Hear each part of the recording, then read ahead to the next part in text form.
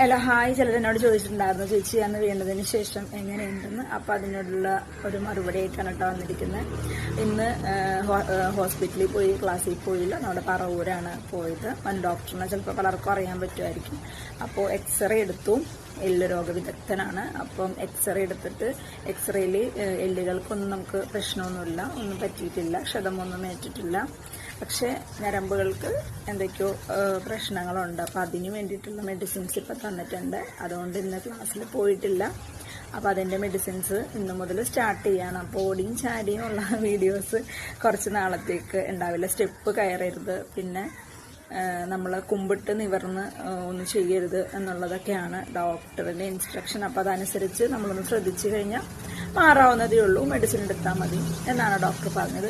പിന്നെ എന്നോട് ചോദിച്ചൊരു കാര്യം, ഒരു ക്വസ്റ്റ്യൻ ഉണ്ട് കേട്ടോ, അത് ഞാനിവിടെ കൊടുത്തേക്കാമേ. ഇതിനുള്ളൊരു ഉത്തരം എന്താണെന്ന് വെച്ച് കഴിഞ്ഞാൽ, നമ്മുടെ ലൈഫിൽ ഓരോ കാലഘട്ടങ്ങൾ കടന്നു പോകുന്നതനുസരിച്ച് നമ്മൾ ഒരുപാട് എക്സ്പീരിയൻസ് ചെയ്യും. അപ്പം അതിൻ്റെ ഭാഗമായിട്ട് തന്നെ ആയിരിക്കാം ഏതൊരു കാര്യത്തെയും ഞാൻ ചിരിയോടുകൂടി തന്നെയാണ് ഇന്ന് നേരിടുന്നത്. ഇപ്പം എന്നെ കൂടുതൽ അറിയുന്നവരാണെങ്കിൽ പോലും ചിലപ്പോൾ എൻ്റെ കരഞ്ഞ മുഖം ആരും കണ്ടിട്ടുണ്ടാവില്ല. എന്നാൽ ഒരുപാട് പ്രശ്നങ്ങളിലൂടെയും പ്രതിസന്ധികളിലൂടെയും ഒക്കെ ഞാൻ കടന്നുപോയ ഒരാളാണ്. അപ്പോഴും ചിരിച്ചുകൊണ്ട് തന്നെയാണ് എൻ്റെ പ്രിയപ്പെട്ടവരുടെ മുന്നിൽ ഞാൻ നിന്നിട്ടുള്ളത്. നമ്മളെന്തിനേയും ചിരിച്ചുകൊണ്ട് തന്നെ നേരിടണമെന്നുള്ളത് തന്നെയാണ് എനിക്കും തോന്നുന്ന ഒരു സത്യാവസ്ഥ. കാരണം നമ്മൾ വിഷമിച്ചിരിക്കുകയാണെങ്കിൽ സങ്കടപ്പെടുന്ന മുഖം കാണാൻ ആഗ്രഹിക്കുന്ന ഒരുപാട് ആളുകൾ നമ്മൾക്ക് ചുറ്റുമുണ്ടാകും. അവർക്ക് നമുക്ക് കൊടുക്കാൻ പറ്റുന്നത് നമ്മളുടെ ഈ ചിരിയാണ് എന്നൊരു യാഥാർത്ഥ്യം ഞാൻ തിരിച്ചറിഞ്ഞിട്ടുണ്ട്. കേൾക്കുന്നവർക്കെല്ലാം ഒരു കഥയായിരിക്കും, പക്ഷെ നമുക്ക് പലതും നമ്മുടെ ജീവിതമാണ്, നമ്മുടെ ജീവിത യാഥാർത്ഥ്യമാണ്. അത് നമുക്കല്ലേ അറിയുള്ളൂ.